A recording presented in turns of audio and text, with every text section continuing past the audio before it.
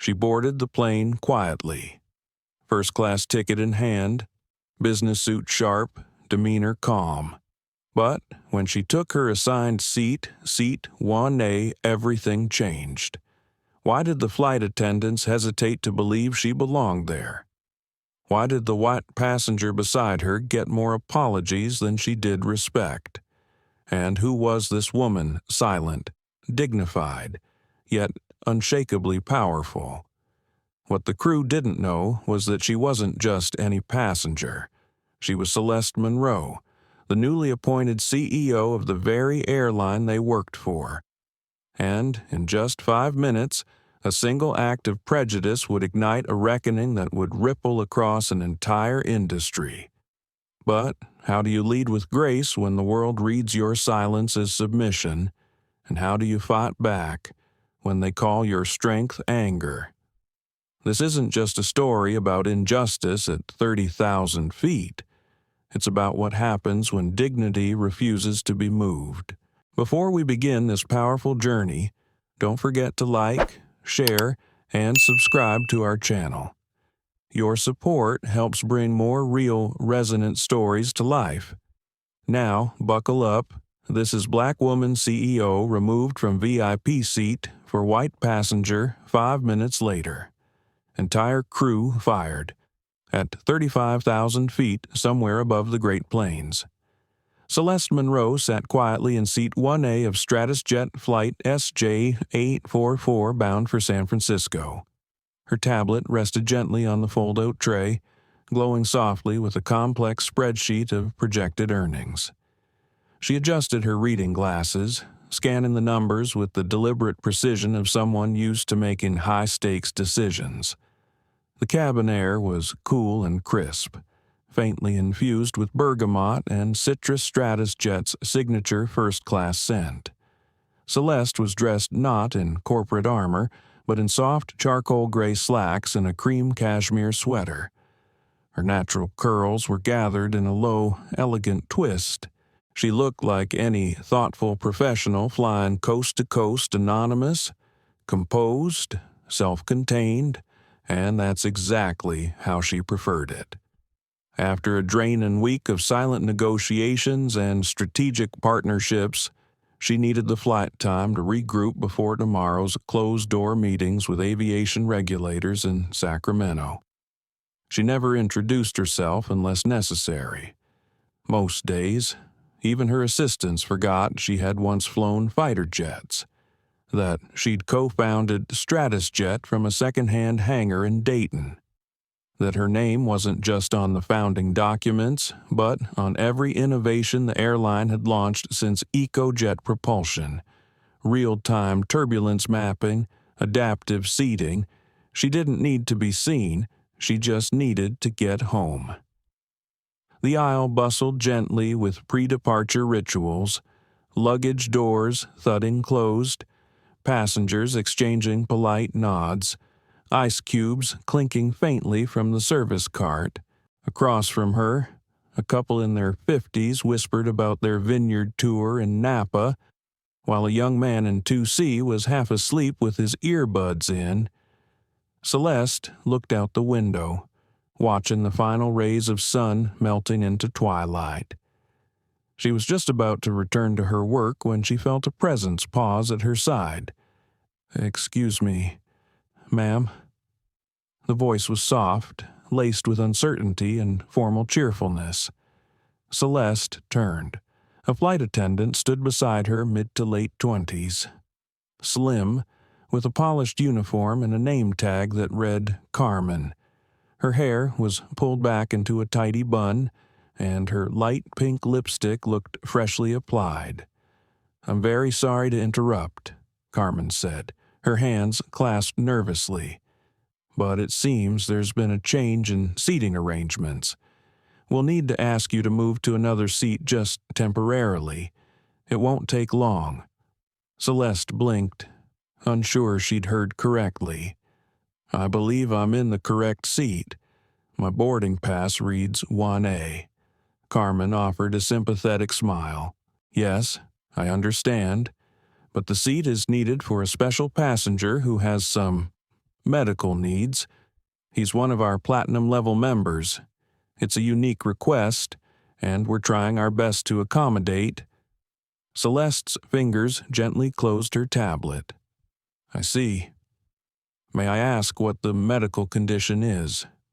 Carmen hesitated. I'm not allowed to disclose personal health information, ma'am, but I assure you, it's been cleared by our supervisor." There was a brief silence. Celeste studied her face, not with anger, but quiet consideration. Carmen didn't seem hostile, just uncomfortable, like someone caught between orders and instinct. "I don't mean to cause trouble," Celeste said carefully, "but I do need a valid reason to vacate my assigned seat. As I'm sure you know, policy requires documentation for any medical-related reassignment." Carmen's smile tightened. She glanced nervously down the aisle. "If it helps, we can offer you a complimentary travel voucher." Celeste let that sit for a moment. "Ms. Carmen, was it?" "Yes, ma'am. I'm not interested in a voucher. I'd just like to understand who this request is coming from and why it supersedes my ticket." Now the conversation had grown quiet. The man in 2C had turned his head slightly. A woman 2 rows back was openly watching them. From across the aisle, someone lifted their phone, the red recording light barely visible. Before Carmen could reply, a new voice cut in. "Is there a problem here?" A man in a crisp navy uniform appeared at her side. He was tall, broad-shouldered, with neatly trimmed gray hair and a confident air that bordered on smug. His name tag read Elliot, the senior flight manager. Carmen looked visibly relieved. "Mr. Burns, this passenger is hesitant to relocate from seat 1A, she explained. "It's been reassigned to, I heard," Elliot said, glancing at Celeste. "Ma'am, I'm going to need you to cooperate. Seat 1A has been reassigned to a high-priority guest, Mr. Tobias Crane. He's a loyal investor in our fleet development division. Your cooperation will be appreciated." Celeste raised a brow. Investor Elliot's eyes narrowed, ever so slightly. "Yes, and he has specific accommodations that were requested in advance. We're trying to minimize delay." "And what about my accommodations?" Celeste asked, her voice even. "I paid for this seat 3 weeks ago.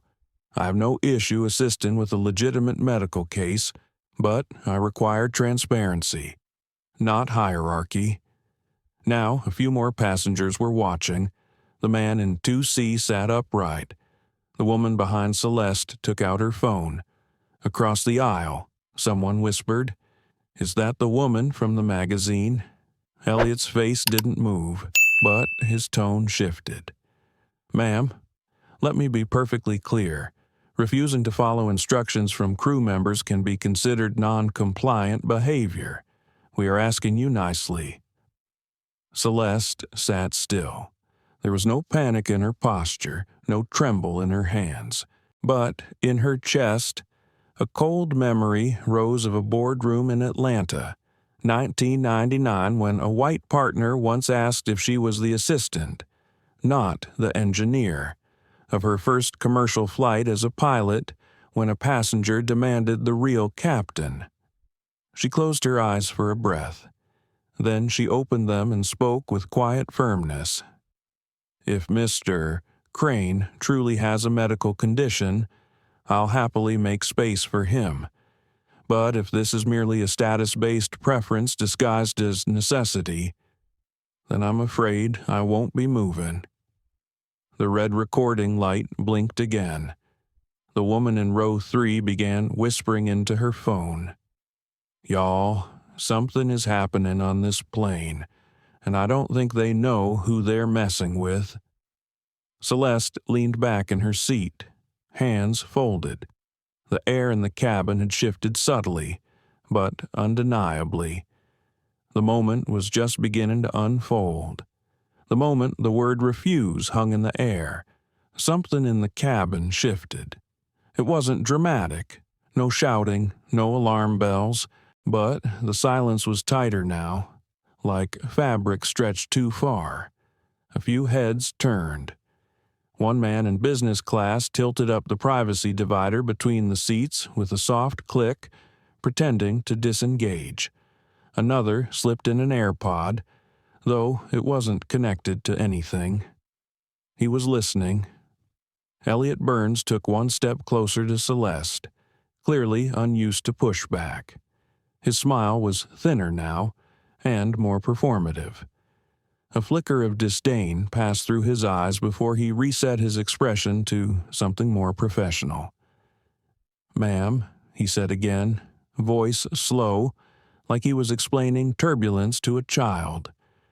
"Mr. Crane is a key stakeholder in our technology investments. He's not just a flyer, he's part of what makes this airline possible." Celeste didn't flinch, so the seat is his. By entitlement, Elliot's eye twitched. "I wouldn't use that word," he said, looking around, sensing the attention. "I would say priority." Carmen, still standing nearby, looked uncomfortable now. Her hands twisted behind her back as she glanced at Celeste, then back at Elliot. It was clear she hadn't expected the conversation to escalate like this. She had assumed the woman in 1A would comply, perhaps grumble a little, then quietly relocate. That's how it usually went. But this wasn't usual. Celeste's voice remained calm. "I understand that airlines make accommodations. I also know that seat reassignment for medical or emergency purposes is standard. But you haven't shown me a single document, nor a single policy number." Elliot took a breath, clearly growing impatient. "We are not required to disclose private health information to other passengers, and I'll remind you that your tone is becoming combative." "Is it?" Celeste replied quietly. It wasn't loud, but something about the way she said it made Carmen glance away, almost shamefully. "I'm asking questions. You're issuing threats. Who's being combative?" The tension deepened, like the pressure drop before a thunderstorm. From the third row, a voice broke the air. "She's got a point." Everyone turned. It was a young woman, mid-20s, white, messy bun tucked through a baseball cap. She held up her phone, screen lit, already recording. Her voice wasn't loud, but it was steady. "I've been sitting here the whole time. This lady didn't raise her voice. She's not cussing. She's just asking why someone else gets her seat. And honestly," she looked at Carmen and Elliot, "it sounds like y'all don't really have an answer." Celeste glanced over. The woman offered her a small nod of solidarity. Celeste responded with the barest smile of gratitude. Elliot's jaw clenched. He turned toward Carmen. "Escort Miss Monroe to 12B. We'll compensate her accordingly." Carmen blinked. That's an order." Carmen hesitated, but "Mr. Burns," before she could finish, another voice joined the conversation. "Is there a delay up here?" The man everyone had been waiting for finally arrived. Tall, silver-haired, smug in a way that couldn't be taught. Tobias Crane strolled down the aisle like he owned it. A tailored blue linen suit clung to his wiry frame. His gold cufflinks shimmered with the logo of his private fund. Behind him trailed an assistant, no older than 21, holding a briefcase and a bottle of vitamin water. He glanced at Celeste with the kind of expression a man reserves for a hotel clerk who lost his reservation. "Is this really happening?" Tobias asked Elliot, not bothering to lower his voice. "This seat assignment was arranged weeks ago. I was promised zero hassle." Elliot straightened. "We're resolving it now. Mr. Crane." Tobias looked at Celeste again, eyes narrowed slightly, then gave a dismissive laugh. She doesn't look like someone who belongs in this seat anyway. Gasps didn't erupt, but there were sharp inhales. Carmen visibly flinched. The woman with the phone muttered, "Oh no." He didn't under her breath. Celeste turned slowly to face Tobias. "Would you like to repeat?" that she asked. Tone still gentle, still devastating. Tobias blinked, surprised at the response. "I said this seat wasn't meant for people like you." He smiled, smug, sure of himself. People like you, in that moment. It wasn't just Celeste hearing it. Everyone in first class heard it, and the tone was unmistakable.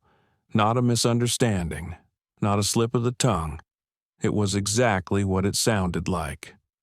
"Sir," Carmen interjected, stepping forward, voice unsteady. "Please don't speak to our passengers that way." Tobias barely acknowledged her.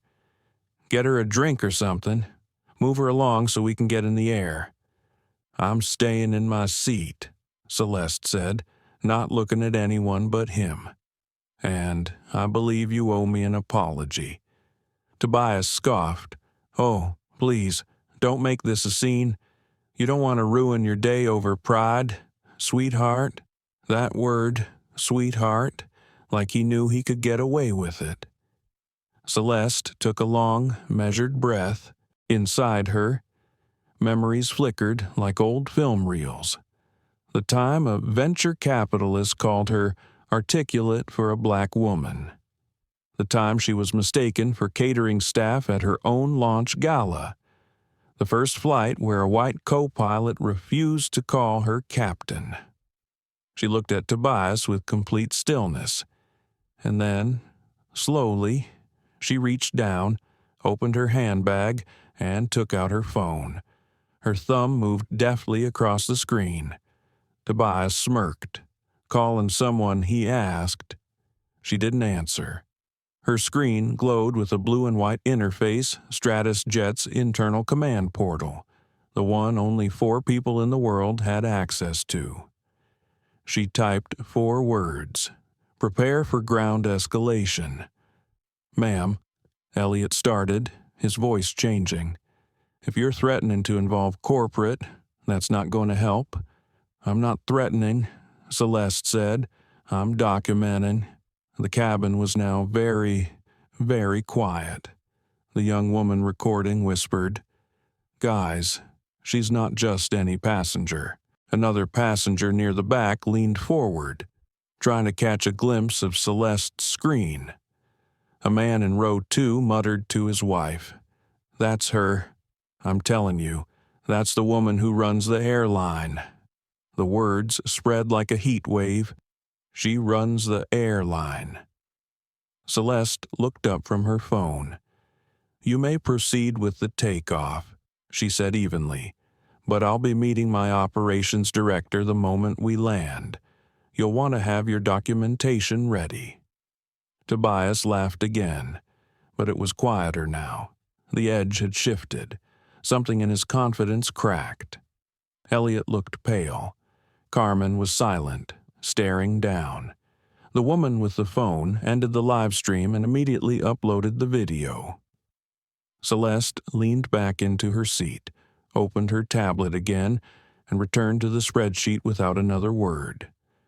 Outside the windows, dusk had given way to a bruised sky. The engines began their low rumble. The seatbelt sign chimed softly overhead, and somewhere in the back of the plane, the truth of who she was finally began to settle into the bones of the aircraft. This wasn't over, not by a long shot. The aircraft was now fully pressurized, doors sealed, and the cabin lights dimmed to a soft glow of amber and ice blue. But inside, seat 1A, Celeste Monroe's silence was louder than any jet engine. She hadn't moved, hadn't raised her voice, hadn't threatened, and yet, without warning, she'd taken complete control of the cabin without so much as standing up. Elliot Burns stood stiffly near the galley, arms crossed, staring out at nothing. Carmen Lee remained by the beverage station, pretending to rearrange cups that didn't need rearranging. Her hands trembled faintly. Her eyes kept flicking toward Celeste. The young woman in row 3 Sarah Cole sat upright now, phone in her lap, the video already climbing into thousands of views. Tobias Crane had taken the open seat in 1B next to Celeste. Despite the tension, his posture was rigid, chin held too high, and his fingers tapped impatiently on the armrest. If he felt embarrassed by what had just occurred, he didn't show it. But something in his stillness betrayed a kind of disbelief. Not at the resistance, but at the idea that someone, especially a black woman, could resist him so elegantly. Celeste glanced at him once, briefly, then back to her tablet. The spreadsheet no longer interested her. She wasn't calculating revenue now. She was calculating consequences after 10 minutes of flight. Carmen finally walked toward them with 2 glasses of sparkling water, hoping a quiet service might dilute the tension. "Would you like something to drink, Mr. Crane?" she asked, her voice careful. "Just ice," he muttered. "I don't need a cocktail. I need people who know how this airline runs." Carmen's face tightened, but she said nothing. She placed the glass on his tray, then turned to Celeste. "And for you." Ma'am Celeste looked up at her gently. "Still, water is fine. Thank you." Carmen poured without comment. She hesitated. Then, in a whisper only Celeste could hear, she said, "I'm sorry about earlier. I didn't know." Celeste paused, then said in a low voice, "You didn't need to know. Doing the right thing shouldn't depend on it." Carmen looked down, lips pressed together. She gave a quiet nod and stepped away. Tobias scoffed. Well, that was poetic. Celeste slowly turned to him. "You wanted my seat because of preference, but you framed it as medical necessity. That's called a manipulation of policy." Tobias chuckled without mirth. "You people and your drama." The phrase cut across the space like shattered glass. Celeste inhaled slowly and exhaled without a word. No reaction, no escalation, just presence. He leaned closer, lowering his voice. "You may think you're clever, Miss CEO, but I've watched companies implode from people like you thinking they're owed something just for showing up with a chip on their shoulder. You want respect? Earn it." Celeste turned to him fully now. Her expression was unreadable, but her voice carried a weight that pierced straight through his arrogance. "I didn't show up to be owed anything. I showed up to sit in a seat I paid for without being questioned because of how I look or how you feel. If you think that's asking too much, then the problem isn't me. It's your reflection." Tobias stared at her, stunned into silence. She didn't need to shout. The truth had landed with more force than anything he could throw back. In the rows behind them, someone murmured "damn" under their breath. Back in the galley. Elliot was now on his tablet, frantically refreshing the internal StratusJet communication portal. His fingers hovered over a message to ground operations. But he hesitated. What could he possibly say? That a VIP had been embarrassed? That a passenger refused to move seats, and it might cause a PR disaster? He'd already heard the rumors. He hadn't seen her name on the manifest, but the murmurs from business class were growing louder by the minute. Someone said she had her name on the aircraft schematic. Another said she was on the cover of Fortune last quarter. He hadn't confirmed any of it. But something in his gut began to churn, and then the intercom buzzed from the cockpit. "Lead cabin crew, please report to the forward galley." Elliot composed himself, made his way to the cockpit door, and stepped inside. Captain Reed turned to him, raising a brow. "You're dealing with something in first class?" "I assume." Elliot nodded. "Careful." "Yes, sir. Just a seating mix-up." Reed sighed. "Well, you'd better mix it back in order, because our onboard camera feed got flagged mid-taxi, and ground control says there's a live video circulating already. It's reaching StratusJet's crisis desk." What Elliot's voice cracked slightly. "How bad is it?" Reed tilted the screen on his console. A still frame showed Celeste's face in high definition, mid-confrontation. And below it, black woman denied her seat on StratusJet for white VIP investor. "This is how we're still treated. The views, 114,000 and rising." Elliot stared at it, the color draining from his face.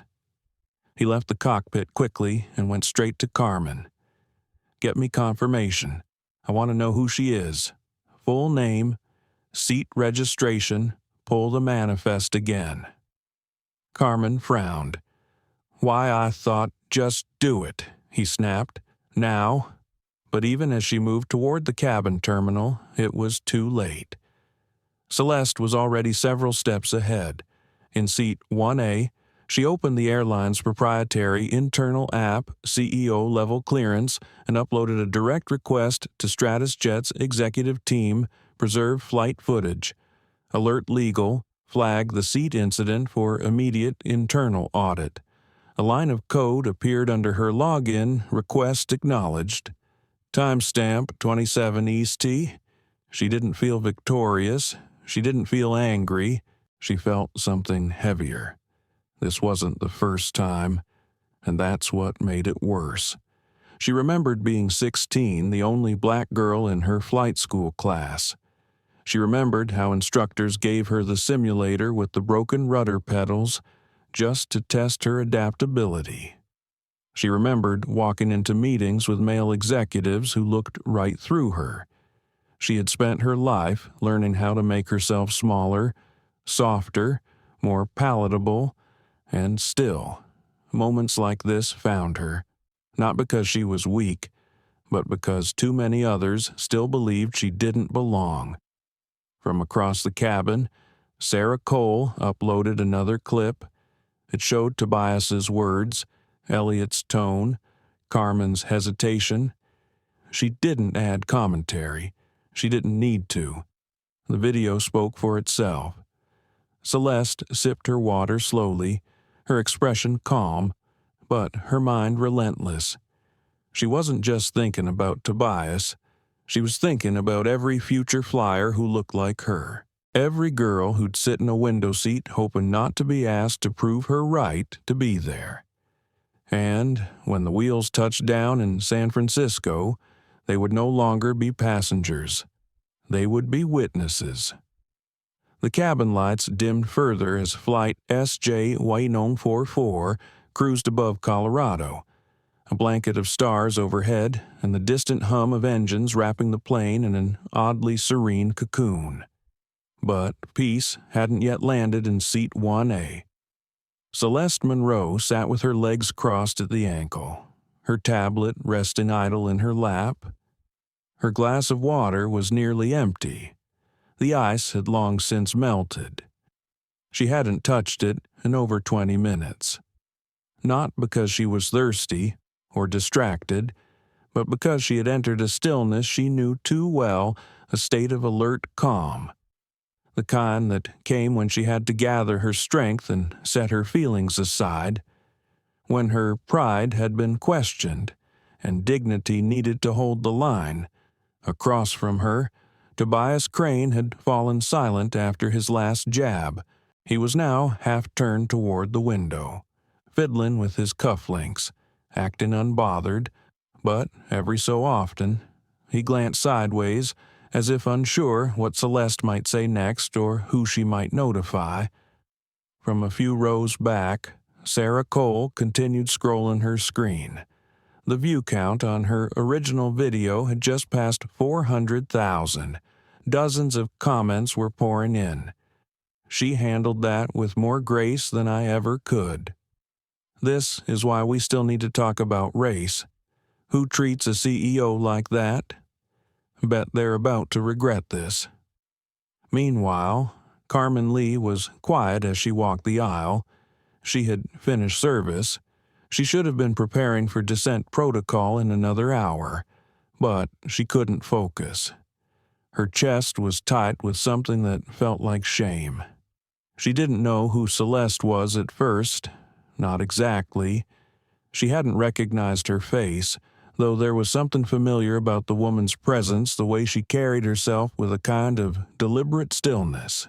But now, after seeing the video circulating online, Carmen knew, and knowing didn't make her feel better. It made her feel smaller. She'd contributed to something wrong, and it wasn't the kind of wrong that could be explained away by policy. It was the subtle, quiet kind. The kind that wasn't written in manuals but lived in tone, in expression, in the assumption that a black woman in seat 1A must have somehow ended up there by mistake. In the forward galley, Elliot Burns stood with a hand pressed to his temple, pretending to read a manifest. But really, he was trying to think how to regain control, how to reframe the situation if a corporate called him in. He had 20 years in the industry, and not once had he had a passenger refuse him with such composure or such power. He didn't know what bothered him more, that Celeste had resisted him so effectively, or that she hadn't raised her voice even once. The cockpit door buzzed again. "Lead crew to the front," came the captain's calm voice. Elliot entered, trying to keep his composure, but Captain Reed didn't look up from his console. "We've just received official notice from headquarters," Reed said, adjusting his headset. "You're to maintain standard procedure until landing, but once we arrive, Senior Counsel will meet the flight directly at Gate B-17. Elliot swallowed. "That's not standard." Reed finally turned to him. "Neither was how you handled seat 1A. Elliot's shoulders sagged. "We didn't know who she was." Reed raised an eyebrow. "But you knew she was black." The silence between them was absolute. Back in the cabin, Celeste finally spoke again, not loudly, not for the whole cabin, just to Tobias beside her. "Have you ever considered what it's like to have to constantly prove you belong? Not just once or twice, but every single time you walk into a space Tobias didn't answer right away." He didn't look at her either. He stared out the window, where clouds glowed silver under the moon. "You make everything about race," he said finally, the words tight. "Sometimes a seat is just a seat." Celeste shook her head slowly. "Not when that seat represents power. Not when you think you deserve it more than I do, simply because of who you are." He turned to her now, frustrated. "You're making a scene." She looked him square in the eye. "No, I'm making a point." Their gaze locked, and for a moment, Tobias didn't know what to say. He wasn't used to being challenged without aggression, and that was what made it harder. She wasn't yelling. She wasn't calling for anyone's job. She was just sitting there, dignified and unmoved, and somehow that made him feel smaller than if she had screamed. Behind them, Sarah couldn't help herself. "Sorry," she said gently, "but she's not making a scene." "You are?" Tobias whirled around. "Excuse me." Sarah shrugged. "I've been watching since the beginning. She hasn't done anything except sit in the seat she paid for and ask for fairness. You're the one who barged in with demands and insults. Stay out of it," he snapped. But Sarah didn't shrink. "No?" The word fell like a stone. "No," she repeated, louder. "Because I've seen this before. My mom's a public school teacher in Atlanta. I've watched how she's talked over, dismissed, blamed for things she didn't do, just because she doesn't fit some idea of what authority looks like, and I'm tired of pretending it's okay." More passengers turned their heads now. Some nodded. One man quietly added, "She's right." Tobias sat back, stunned. The shift was happening, and he couldn't stop it. Celeste remained quiet, but her hands unclenched slightly, not in victory but in acknowledgement that perhaps the cost she paid to stay silent all those years was finally starting to be shared by others. Carmen approached again, hesitant. "Ma'am," she said softly, "corporate has contacted the flight deck. There will be a full review of tonight's events upon landing. I just wanted to tell you that, and to say I'm sorry. Not as crew, as a person." Celeste looked at her. There was remorse in Carmen's eyes. Real remorse, not the rehearsed kind. Celeste nodded. "Thank you," she said gently, and then, turning to Sarah, she added, "And thank you, too. Sometimes the smallest voices are the ones that break the silence." Sarah smiled shyly, eyes glassy. The intercom chimed again. "Ladies and gentlemen, we will begin our initial descent into San Francisco in approximately 15 minutes. Please remain seated and ensure all personal items are secured." The hum of the engines lowered slightly. Celeste exhaled and finally closed her tablet. She had not expected this flight to become a crucible, but now that it had, she understood something deeper. This wasn't just about her. It never had been. It was about a system that allowed dignity to be optional, about the quiet ways bias still operated behind polished smiles and professional uniforms. But now, the truth was airborne, and there was no landing gear strong enough to hold it down. Not anymore. As Flight SJ1844 began its slow descent into San Francisco, the cabin seemed suspended between two kinds of gravity, one pulling the aircraft gently downward, and the other pulling truths out into the open. Celeste Monroe sat still in her seat. Her hands were folded calmly in her lap, but her mind moved swiftly. Below them, the lights of the Bay Area shimmered like scattered stars. In her early flying days, she used to watch those city lights with reverence. They looked like possibilities back then. Now they looked like responsibilities. Tobias Crane, still in seat 1B, had gone quiet. No more passive-aggressive remarks, no smug glances, just a man growing smaller in his own silence. He stared ahead, jaw tight, perhaps realizing that something had slipped far out of his control. In the back rows, passengers exchanged looks. Some whispered, some tapped quietly on their phones. The atmosphere had changed entirely. What began as an awkward disturbance was now something more significant, something moral. A few weren't sure what they had witnessed, but they knew enough to know they'd remember it. Sarah Cole checked her post again. The video had now surpassed 950,000 views. Major accounts were reposting it. StratusJet seat scandal was trending. Celebrities, activists, and even airline competitors had begun weighing in. Sarah's notifications were impossible to keep up with.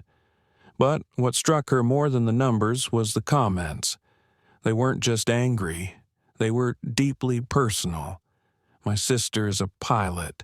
This is exactly what she deals with. I work in corporate America, and I've seen this kind of gaslighting too many times.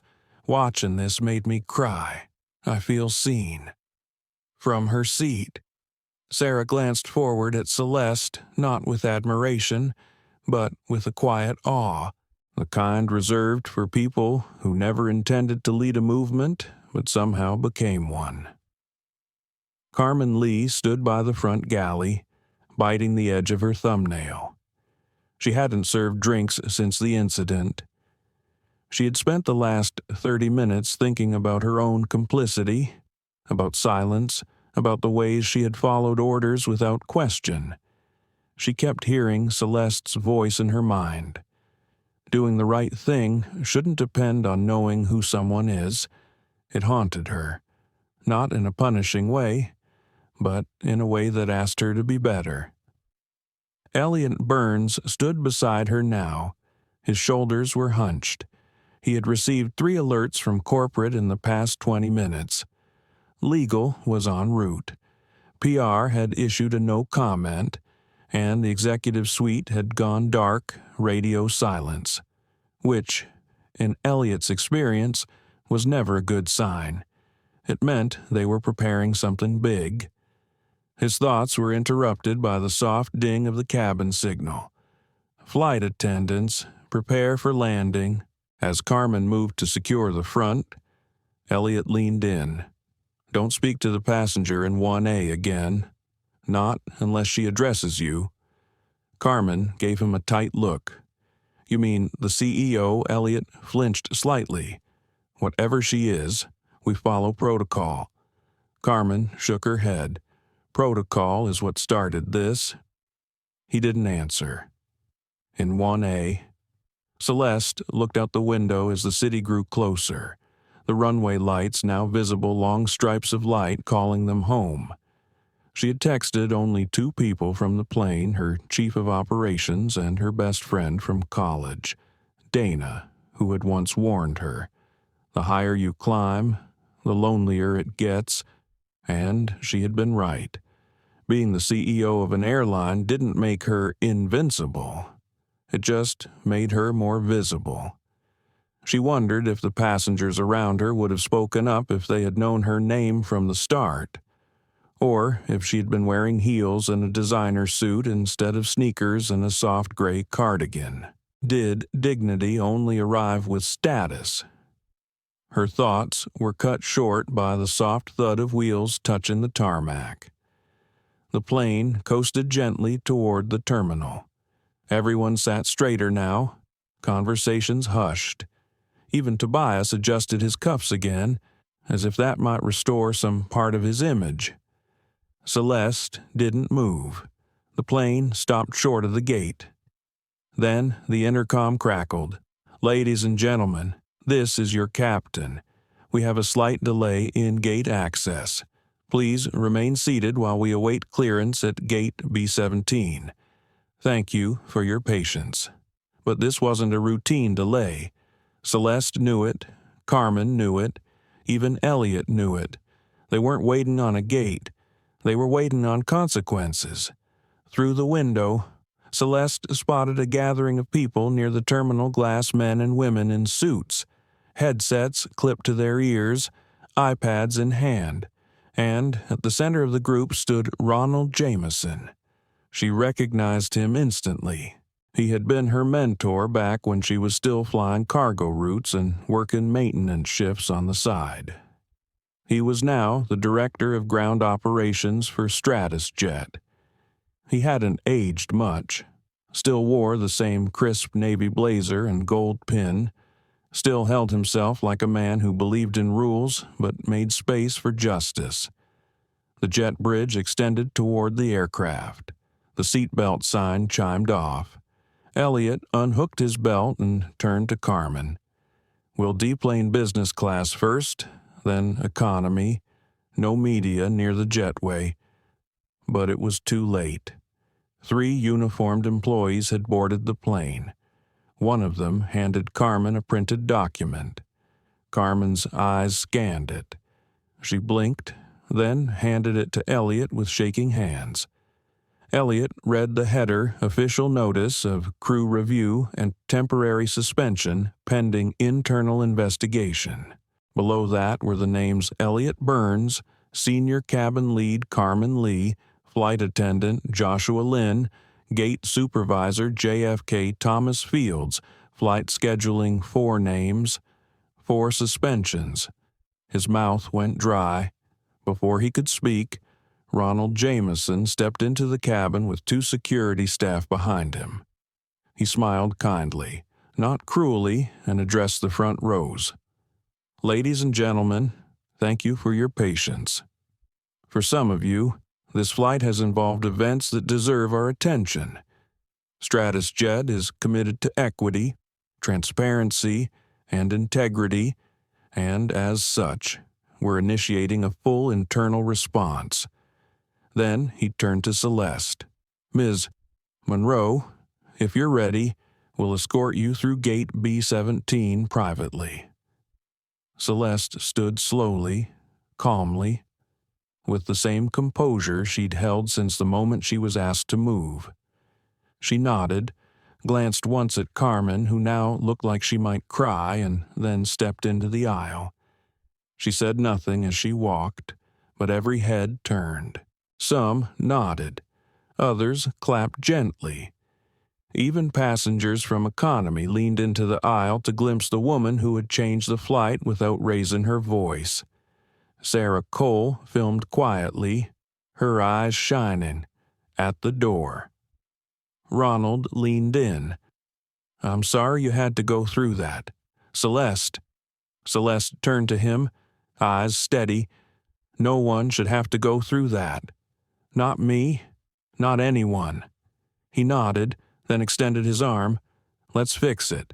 And together, they walked down the jet bridge into a waiting world, one already watching, already reacting, already ready to ask the one question that echoed louder than jet engines. What happens next? As Celeste Monroe stepped off Flight SJ1844 and into the terminal. A strange stillness followed her. Not silence far from it, but a different kind of stillness.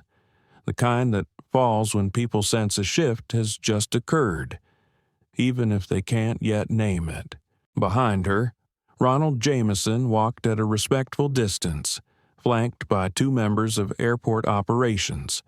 No cameras, no media yet, but their presence was anticipated. StratusJet had already locked press access to gate B-17. Ronald had insisted on it. "Let her breathe before they demand a statement," he'd said, and the PR team had listened. Celeste wasn't thinking about statements. She wasn't thinking about optics or damage control or even strategy. She was thinking about her mother. Specifically, she was thinking about the last time she flew home from Howard University and a gate agent had told her, with a forced smile, "Sweetheart, I think you're looking for the coach line." She had been holding a first-class boarding pass. She remembered how she had laughed politely just to make the moment pass. She hadn't laughed today. She had held her ground, calmly. And yet, even now, as the airport lights hummed above her, part of her wished the moment hadn't needed to happen at all. Wished the video hadn't gone viral. Wished she could have just flown across the country without becoming a symbol.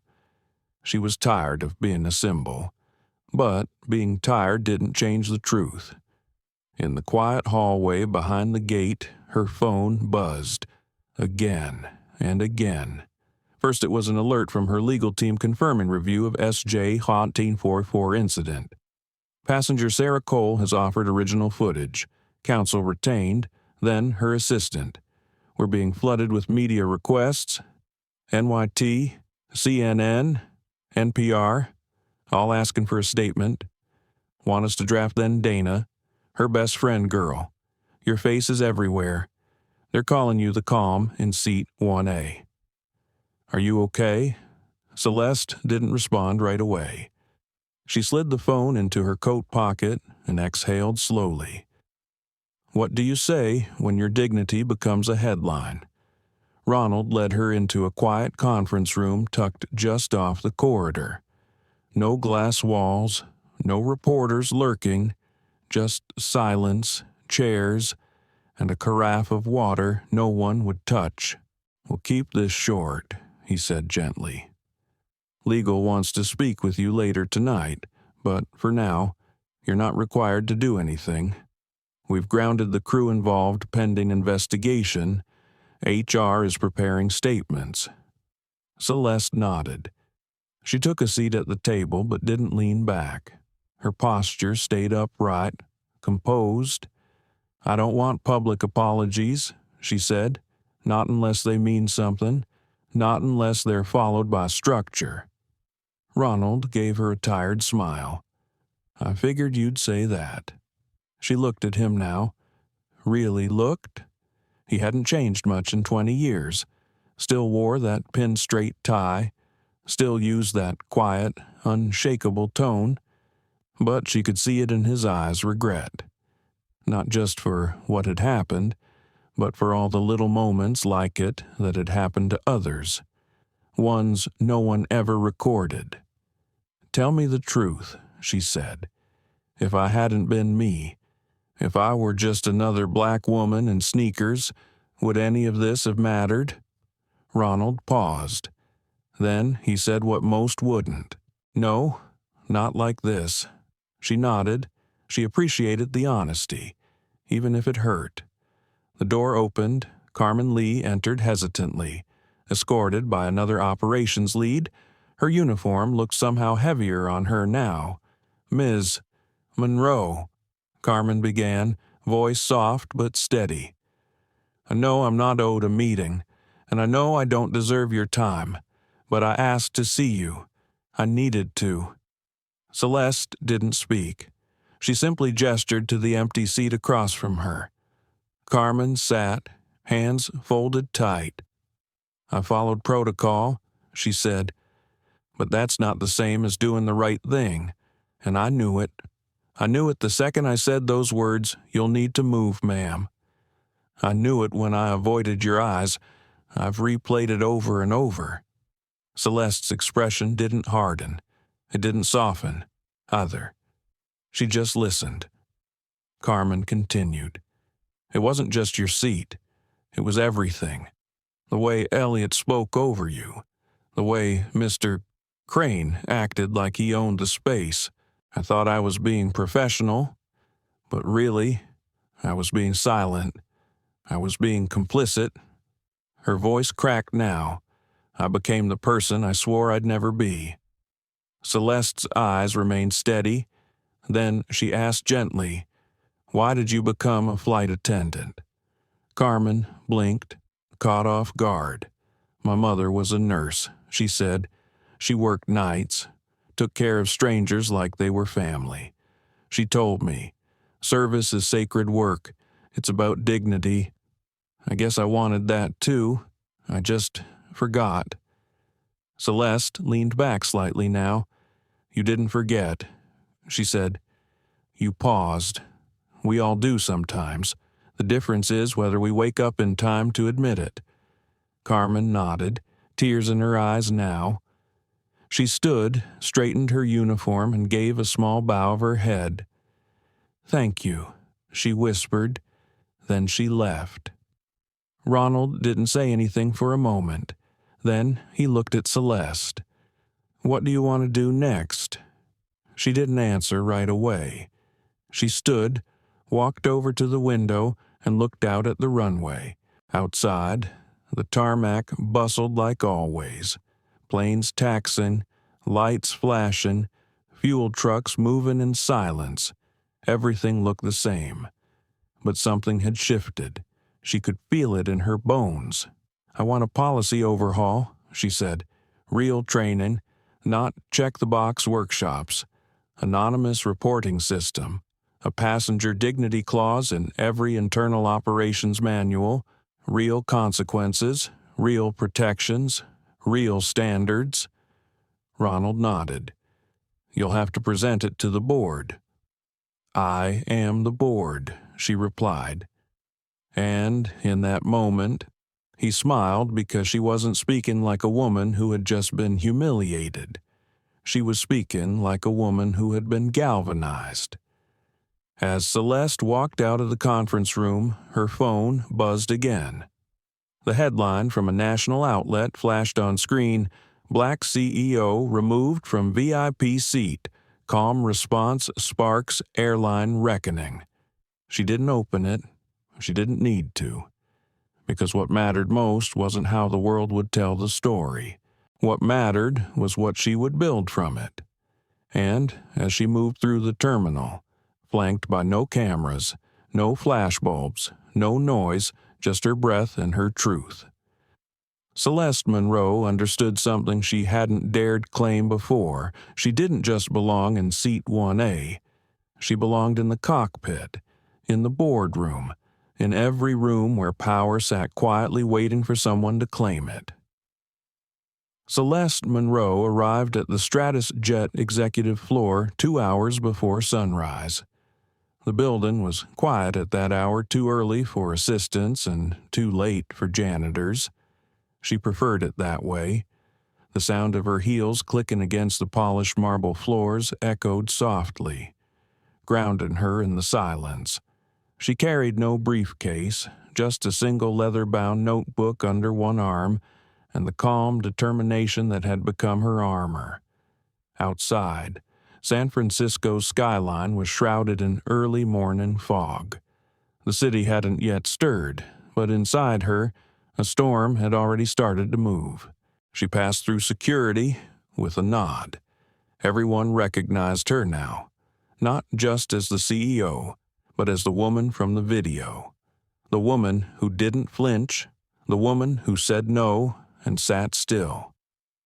The elevator chimed open to the 42nd floor StratusJet's nerve center. A wall of glass revealed the tarmac in the distance, dotted with planes preparing for morning departures. She paused a moment at the glass and watched one plane taxi toward the runway. So many lives inside, so many stories in motion.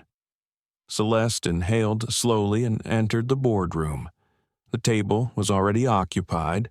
Her executive team had gathered early, all of them watching the unfolding media frenzy from their tablets and phones. HR, legal, PR, operations, every branch of the company was represented, and every eye turned toward her the moment she stepped in. For a breath, the room was silent. Then Rachel Ames, the company's chief legal officer, rose first. "Celeste," she said, voice steady. "We've reviewed every detail of Flight SJ1844.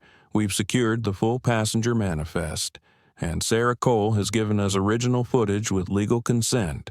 The video is authentic. The actions of the crew are indefensible." Next was Jonah Lynn, head of operations. "We've grounded the JFK gate team. Elliot Burns has been placed on unpaid leave pending further review. Carmen Lee has requested a formal hearing to offer her statement." Celeste set her notebook down. "I've already spoken with Carmen." That drew a few eyebrows. "She asked to speak with me directly, and she did something rare in our industry. She told the truth before we asked for it." Jonah folded his hands. What did she say that she knew it was wrong? Celeste answered, and that she didn't need to know my title to feel it. There was another pause. Then Rachel asked, "So what happens next?" Celeste opened her notebook, revealing a single page. It wasn't typed. It was handwritten, in her looping cursive, neat, patient, full of intention. "This," she said, holding it up, "is the foundation of our dignity protocol." She read aloud, effective immediately. "StratusJet will initiate a 3-tier reform system. 1, a passenger dignity policy integrated into all training modules, not just for flight crews but for gate agents, customer service, and vendor partners. 2, real-time incident reporting with anonymity protection. If a crew member or passenger reports mistreatment, they'll be protected from retaliation. 3, structural accountability. That includes suspension procedures, pay transparency, and a public quarterly review of how we're doing, not just a diversity statement, but actual data." A low murmur swept the room. Jonah spoke carefully. "That's ambitious." Celeste looked at him calmly. So was building this airline from scratch. Another executive leaned in. Celeste, if I may, the public is on your side right now. You've become a symbol, calm, powerful, poised under pressure. If we launch this protocol and it goes wrong, the backlash could hit you personally. Are you ready for that risk? Celeste didn't hesitate. Being a symbol doesn't protect you. It just paints a target on your back. But doing nothing is a risk I won't take. Rachel nodded slowly. We'll draft the framework and prepare board approval. Celeste closed the notebook. No, you don't need to prepare it. I already have. The room quieted again. She met their eyes, one by one. I'm not asking for permission. I'm leading. After the meeting, Celeste returned to her office. The adrenaline had faded, but her thoughts were still moving fast. As she sat down at her desk, she noticed a small envelope resting on the edge of her keyboard. Her name, written in tight handwriting, no return address. Inside was a folded note. It read, I was in row 7. I didn't say anything. I should have. I saw it all, and I said nothing. I'm sorry. There was no name, just a witness, just another piece of quiet truth. She held the note gently for a long moment, then her phone rang.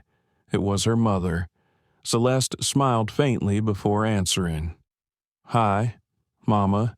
I saw everything, her mother said softly. Twice. Celeste waited, unsure what would come next. You were so calm, so strong. I don't know how you stayed that calm. Celeste swallowed, emotions catching unexpectedly. I wasn't calm inside, she whispered. I was shaking. But I knew if I let it show, they'd call it anger, not pain. There was silence on the line. Then her mother said, Baby, I want you to remember something. Your calm wasn't weakness, it was power. That's what they don't expect. They don't expect us to hold our dignity in silence. Celeste's throat tightened. I just wish I didn't have to prove it all the time. I know, her mother said, but you did, and now you're changing the rules. They stayed on the phone a while longer, not saying much, just breathing, just existing. After she hung up, Celeste stood by the window again. The sun had started to rise. Fog peeled slowly off the hills.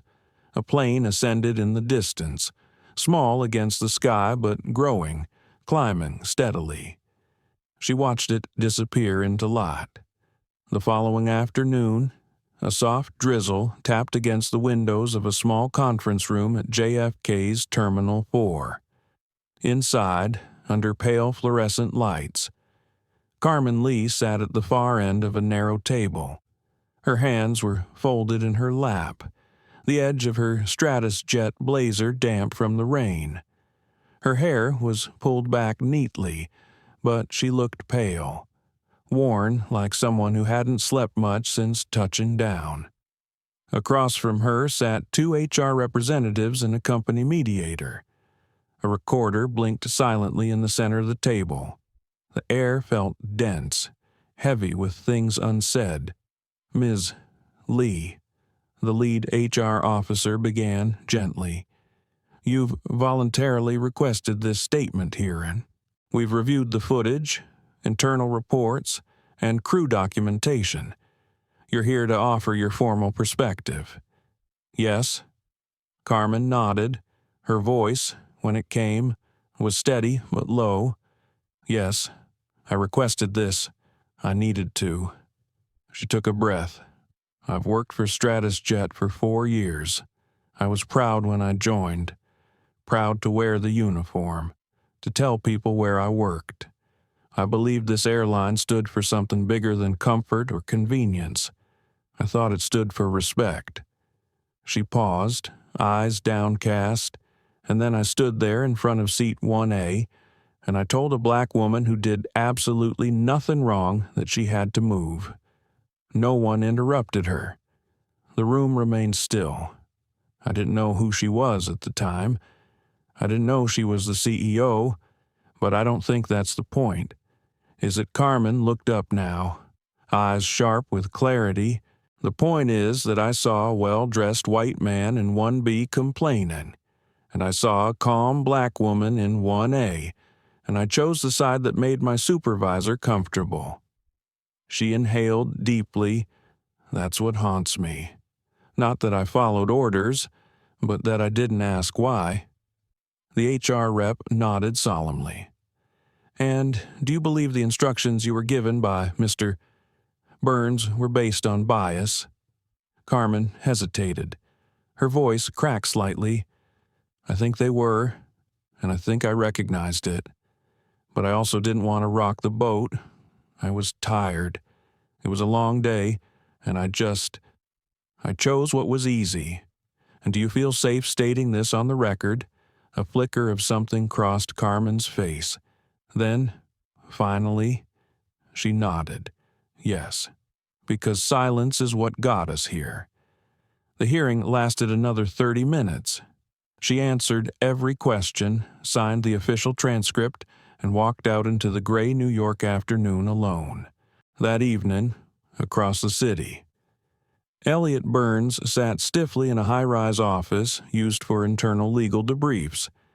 He had requested a private session, no cameras, no public transcript. Just a one-on-one with StratusJet's internal investigator. Unlike Carmen, Elliot didn't look worn.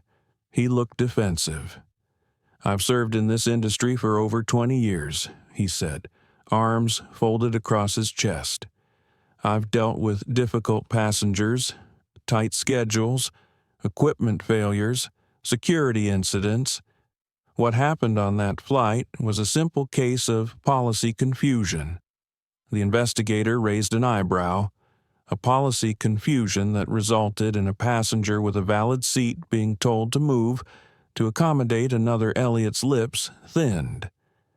There are times when crew discretion is required. Mr.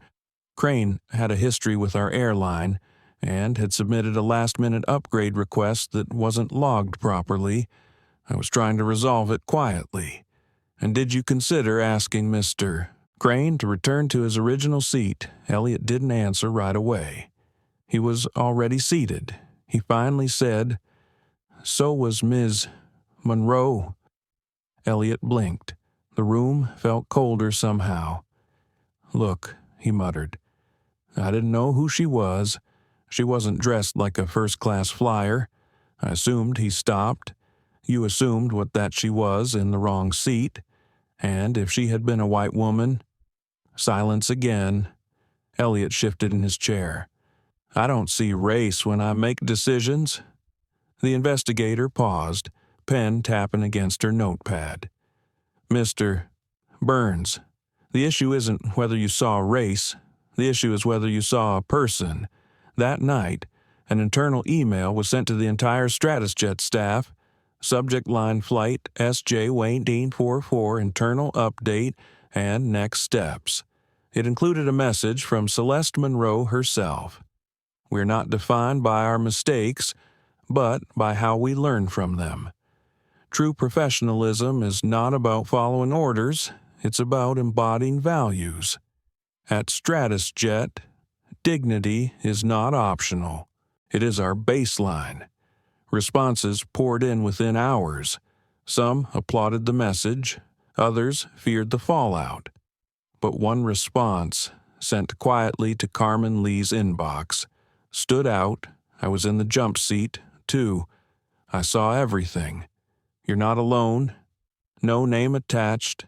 Just another ripple in the water. Meanwhile, Tobias Crane remained unusually quiet. His name hadn't yet surfaced in the press. Celeste had chosen not to mention him publicly. But the video clearly showed his face.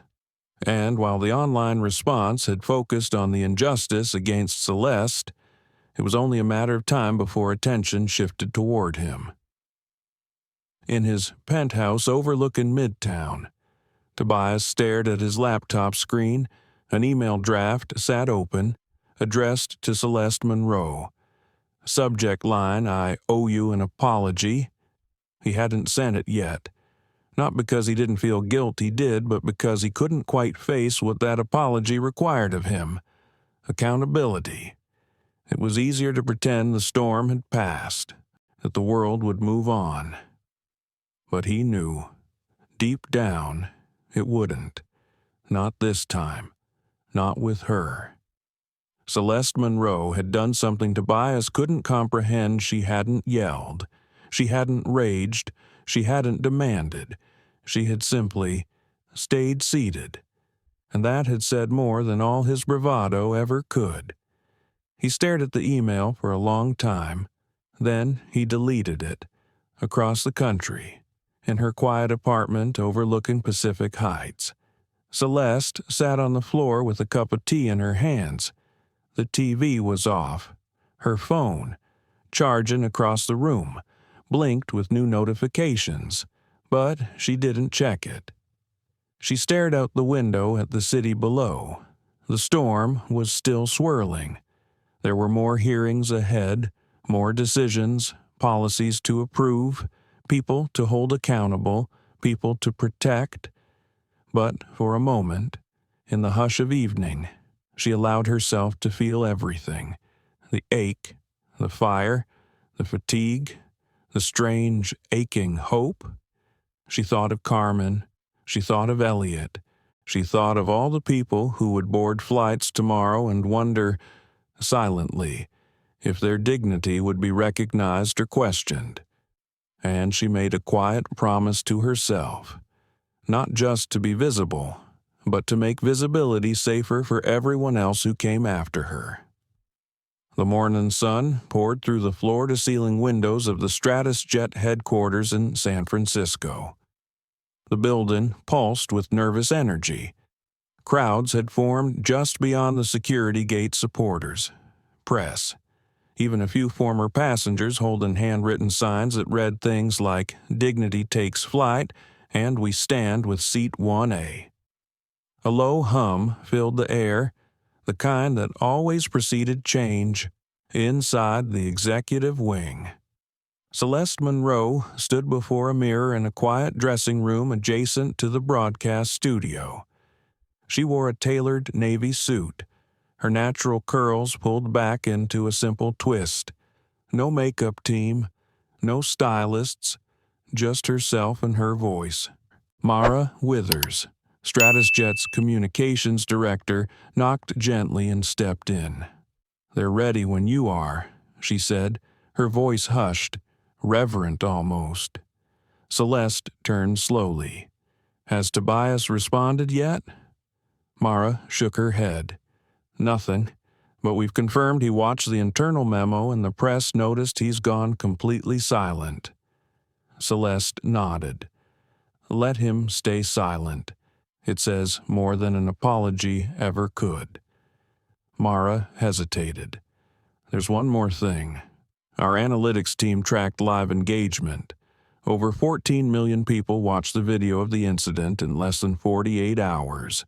Hashtags are trending in over 20 countries. This isn't just a story anymore." Celeste exhaled slowly. "It's a reckoning." She walked to the studio with deliberate, quiet steps. Inside, the setup was modest, just 2 cameras, a few soft lights, and a black leather chair against a gray backdrop. It wasn't meant to impress. It was meant to connect. She sat, adjusted her mic, and looked toward the red light on the camera as it blinked to life. For a few seconds, she said nothing. Then she spoke. "My name is Celeste Monroe. I'm the CEO of StratusJet Airways. But more than that, I'm a daughter. I'm a veteran. I'm a woman who has spent her life navigating spaces that were never built for her." Her voice was calm, measured, no teleprompter, no script. "Last week, on Flight SJ1844, I was told to vacate my assigned seat in first class. a seat I had every right to occupy. I was told this by a crew that did not recognize me not because I was invisible, but because their assumptions were louder than my presence. She paused, letting the words breathe. I did not raise my voice. I did not demand status.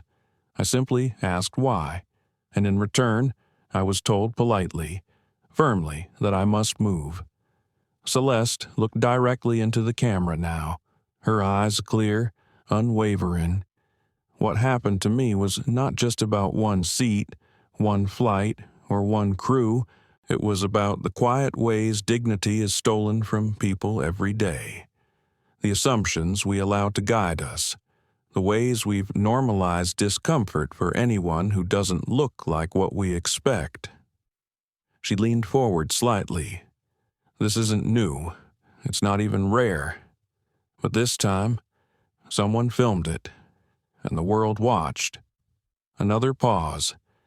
And now that you've seen it, I have a question for you. What are we willing to change across offices, smartphones, and living rooms around the country?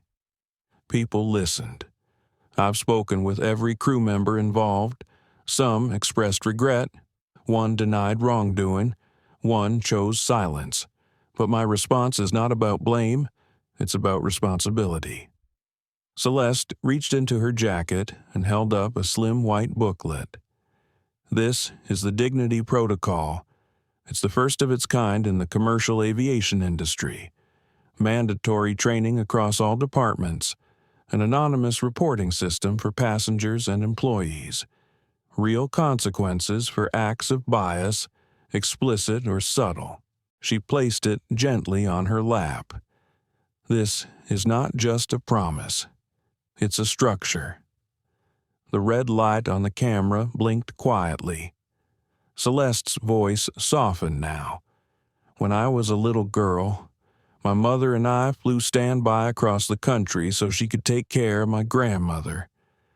We'd wait hours in terminals, hoping for a free seat. Sometimes we got lucky, sometimes we didn't. But every time we boarded, my mother would whisper to me, "Act like you belong, even when they act like you don't."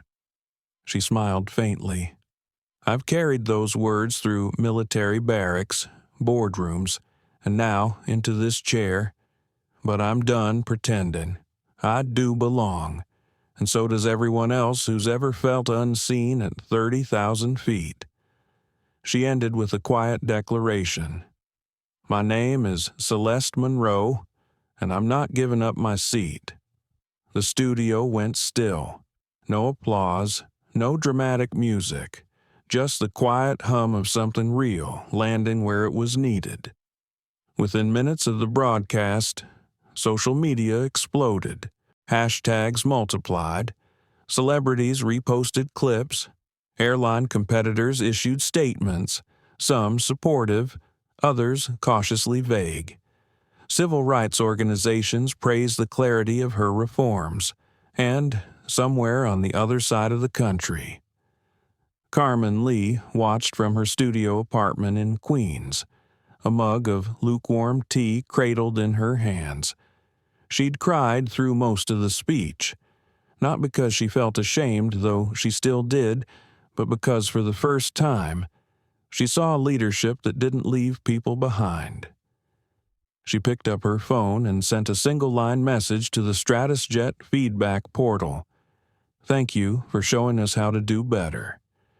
In a quiet office in Midtown Manhattan, Tobias Crane sat watching the stream, the reflection of Celeste's image flickering across his glasses.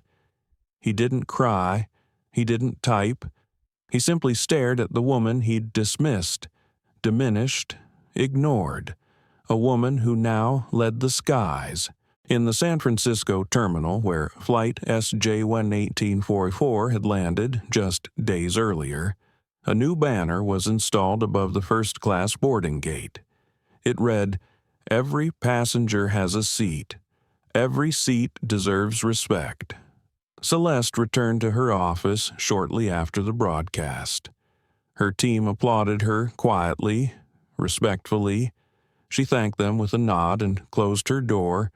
Inside, she sat at her desk and finally allowed herself to breathe. Not the surface breath, the one you give reporters or investors, but the deep, quiet inhale that only comes when something heavy has been lifted. On her desk was a note, folded, anonymous, same handwriting as before. She opened it. It read, "Her name is Celeste Monroe, and we all see her now." She pressed the paper to her heart, closed her eyes, and let a tear fall not from pain, but from something deeper, something like peace. 2 days had passed since Celeste's live-streamed address, and the world had not gone quiet. If anything, it had grown louder. More stories began to emerge. Passengers across the country sharing their own encounters with discrimination at 30,000 feet. Gate agents admitting moments of silent complicity. Crew members, past and present, recounting similar scenes that never made the news because no one had filmed them. For the first time in a long while, people were talking about what dignity in transit really looked like. But amidst the noise, something unexpected arrived. A letter, handwritten, sealed, delivered by a certified courier with no sender's name. Her assistant left it on her desk without a word, curious but respectful. Celeste stared at the envelope for a long time before opening it. The handwriting was blocky, precise, as if the writer had written and rewritten each word carefully. It read, "Dear Ms. Monroe, I don't expect forgiveness. I don't even expect a response, but I can't remain silent any longer. I was passenger 1B on Flight SJ1844. I was the one who asked the crew to intervene, the one who suggested without directly saying it that you didn't belong in 1A, the one who watched you move, then sit back down with a grace I couldn't comprehend. I didn't know your name that day, but I saw your face. I saw your quiet strength, and for reasons I've spent the last few days trying to understand, I found it threatening.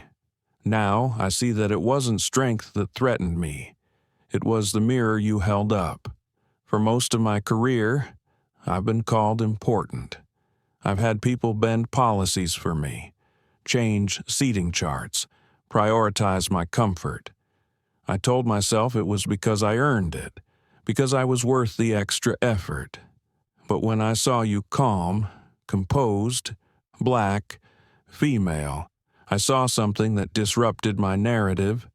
I saw someone who didn't need to raise her voice to claim space, and I tried to shrink that space. I told myself it was about the seat, but it wasn't. It was about control. You never raised your voice, but you made me feel small in a way I wasn't used to. Not because you diminished me, but because you didn't let me diminish you. That's power, and I resented it. I've spent the last 2 nights replaying the moment I looked at you and asked, "Are you sure you're in the right seat?" It was the most polite version of something ugly. I see that now. You didn't flinch. You just looked at me. And in that look, I realized I wasn't the authority I believed myself to be. I was just a man afraid of being surpassed. I'm sorry, Ms. Monroe, not just for the moment on the plane, but for the 1,000 unseen ones that came before it. For all the times I looked past someone because of their skin, their gender, their stillness. For all the times I thought presence had to be loud to be legitimate. You showed me otherwise. If you never respond, I understand. But please know I saw you. I truly saw you. Sincerely, Tobias Crane. Celeste read the letter twice, then a third time, and when she finally looked up, her breath caught in her chest, not from anger, not from satisfaction, but from the rarest thing of all transformation. It was imperfect, unfinished, but real, and it was more than she ever expected from him. She placed the letter in her drawer, not to forget it, but to remember that even the most resistant stories could bend toward clarity. That same afternoon, Carmen Lee walked into Celeste's office for a scheduled debrief. Her posture was different now, more grounded, less tentative. There were no cameras this time, no mediators, just two women seated across from each other, bound by a moment that had redefined them both. "I wanted to say something to you in person," Carmen said. "Not because I have to, but because I need to." Celeste nodded. "Listening. I failed that day. Not just you, but myself. I knew it was wrong, and I let it happen. You were following a superior's instruction," Celeste replied gently. "But that's not leadership," Carmen said. "And that's not integrity." Her voice didn't shake this time. Celeste studied her for a long moment. Then she said, "What did you learn?" Carmen sat with the question, not rushing, not deflecting. "I learned that silence isn't safety, that doing nothing in the moment may feel easier, but it costs more afterward. I've been up every night thinking about all the ways I've chosen comfort over courage." Celeste offered a small nod. "And what now?" Carmen took a deep breath. "I want to stay, not to defend what I did, but to help rebuild. If there's training, I want to be part of it. If there are reforms, I want to implement them. If there are passengers who need someone to listen, I want to be that person."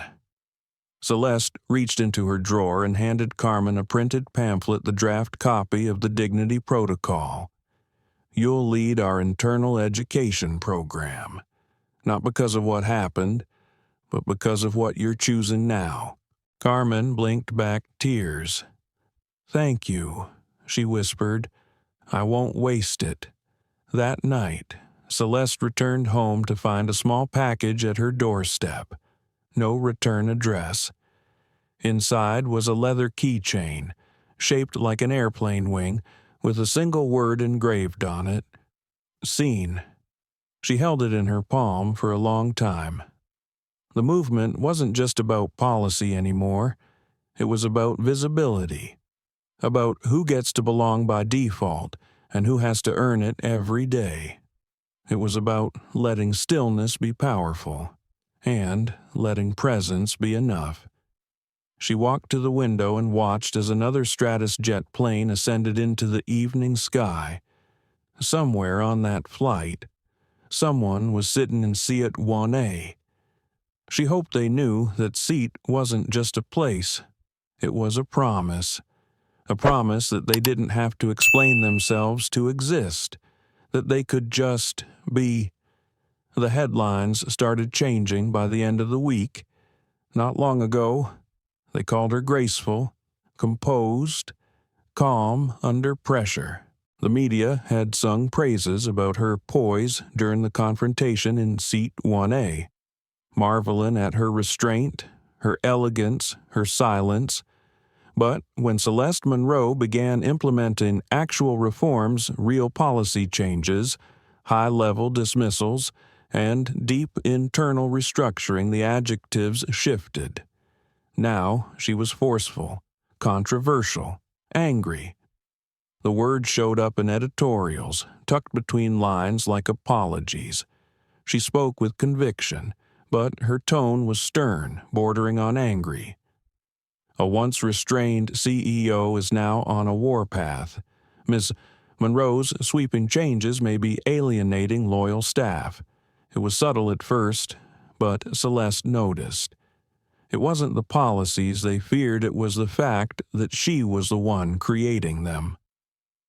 A black woman at the helm, unapologetic, unflinching. She didn't flail, she didn't scream, she didn't write viral rants, but still they called her angry, because she dared to lead without softening herself to make others comfortable. She sat in her office that evening, the skyline of San Francisco stretching out behind her.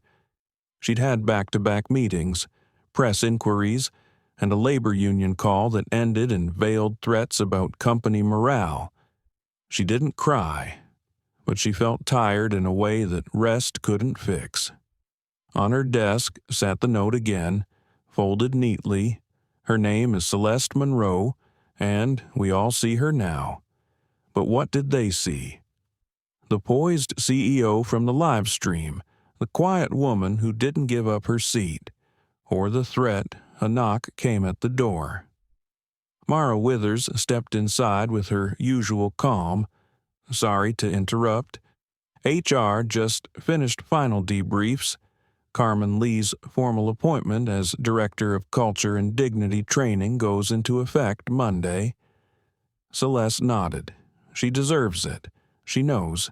She's already building a syllabus. Mara paused. Also, Elliot Burns submitted his resignation. Celeste looked up. Voluntary. Yes, and abrupt. No farewell note. No request for reference. Just 2 words. I failed. Celeste sat with that for a moment. Then he finally told the truth. Mara looked uneasy. There's something else. The media. Some of the board members are asking whether we should slow the rollouts. The language they're using is careful. Celeste raised an eyebrow. They're concerned that our CEO appears angry. There it was. Celeste leaned back in her chair, her eyes narrowing slightly. Did they call the last CEO angry when he cut 400 jobs and bought a new jet? No. Did they call the founder angry when he shouted down a competitor at a shareholder conference? No. They called him bold. Of course they did. She stood and walked to the window. The lights of the city below pulsed like distant stars, each one representing a home, a story, a person who just wanted to feel safe while they moved through the world. I'm not going to coddle anyone's fragility. Mara, not when people are finally feeling seen. Mara smiled, just a little. Good, because I wasn't going to ask you to. Later that night, Celeste returned to her apartment, kicked off her heels, and sat quietly at the edge of her bed. She opened her laptop and scrolled through public comments. Some were kind, some were cruel, some were thoughtful, and one caught her breath. It was a comment on a clip of her address. It read, "She didn't sound angry to me. She sounded like someone who's been silent for too long." Underneath, someone else had replied, "She's not angry. She's finally being heard. Y'all just aren't used to that." Celeste shut the laptop, and for the first time in days, she laughed, a small, dry laugh, the kind that leaks out between weariness and truth. She thought of her mother again, the woman who'd once told her, "You're allowed to feel everything, just don't let them use your feelings against you." The next morning, she arrived at the office earlier than usual. The sky was still bruised with dawn, the streets mostly empty. She stood in the central atrium, staring up at the glass ceiling above her. So much light, but also so much fragility. She pulled out her phone and typed a short note into her personal blog, a corner of the internet she rarely used anymore. It read, "They call me angry because I'm not begging for approval, because I say no without explanation, because I cry in silence and act in public, because I use my voice to open doors instead of knock softly. Let them call me angry. I'd rather be angry than invisible." She hit publish. Within 20 minutes, it had been shared across every major platform. The headline in the morning paper read, "Celeste Monroe owns the word angry and turns it into a badge of honor." She didn't do it for the headline. She did it because she knew other women, especially black women, would read it and exhale just a little more freely that day. In the boardroom later that morning, one of the newer directors, a black woman named Dr. Lena Wyatt, walked up to Celeste before the quarterly leadership roundtable began. She smiled, leaned in, and said, "For what it's worth, that blog post. My daughter printed it, taped it to her bathroom mirror. She's 12. Celeste blinked, a little caught off guard. "Doctor." Wyatt nodded. She said, "Now, I know I'm not broken. I'm just loud like her." Celeste swallowed hard. "Thank you for telling me." "No, Doctor," Wyatt said. "Thank you for reminding us we don't have to explain our fire." Celeste entered the boardroom, stood at the head of the table, and opened the meeting. Her voice didn't rise, her hands didn't shake, but she didn't soften either, because she wasn't angry. She was ready, and the world would just have to adjust. A full month had passed since Flight SJ1844. In airline years, that was a lifetime. But the echoes hadn't quieted. If anything, they'd deepened. Celeste Monroe's face had appeared on magazine covers and television screens. Sure, but more importantly, her name had become a conversation starter in classrooms, churches, offices, and homes. It wasn't about celebrity, it was about visibility. Her words, her actions, her silence, and her stillness had sparked something that refused to be reduced to a hashtag. And now, on a brisk Thursday morning in San Francisco, she found herself once again walking through the polished marble terminal of SFO this time, not as a passenger, not as a CEO under fire, but as a woman preparing for something far more symbolic. She approached Gate B-17 where a modest crowd had gathered. Airport staff, media, passengers who had flown with her, children with hand-drawn signs that read things like, "Thank you," "Celeste," and "Seat 1A belongs to everyone." StratusJet had planned the ceremony quietly, no fanfare, no press release, just a single plaque being mounted on the cabin wall of every aircraft in their fleet. Celeste stepped aboard the aircraft. The same aircraft, in fact, the very one from Flight SJ1844.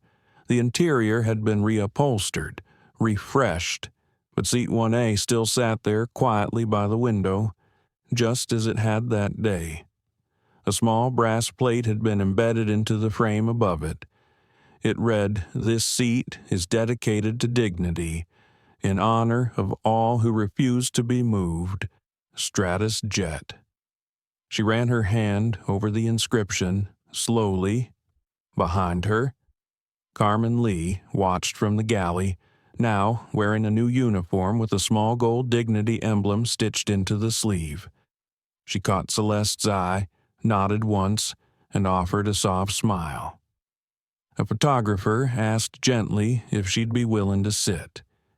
Celeste hesitated. Then she lowered herself into the seat, not with performance, not with ceremony, but with peace. The cabin fell quiet. The moment stretched. And then a slow ripple of applause began, not loud, not orchestrated, but genuine. Not for a show of power, for a woman who never stopped showing up. Later that day, back at headquarters, Celeste met with a small advisory group made up of staff, pilots, and former passengers. Among them was Sarah Cole, the woman whose live stream had changed everything. Sarah had flown in from Austin. She wasn't a social media influencer, not really, just someone who had seen injustice and hit record. She hugged Celeste like they were old friends. I still replay that moment in my head. She admitted, "You didn't flinch. You just existed." And somehow that broke the spell for all of us. Celeste chuckled. Existing shouldn't be revolutionary. Sarah's eyes shone. But sometimes it is. Later that night, Celeste sat at home in her reading chair by the window, a cup of ginger tea cradled between her palms. Outside, the city lights flickered in soft patterns.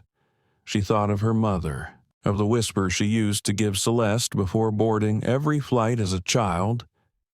Act like you belong. But now, older, stronger, she thought. What if we stopped acting? What if we simply belonged? Her phone buzzed with a new message. It was from Ronald Jameson, her old mentor at the airport. Just 4 words: "You never gave in." She smiled, then closed her eyes and let the moment settle. The next morning, a story broke in the New York Times.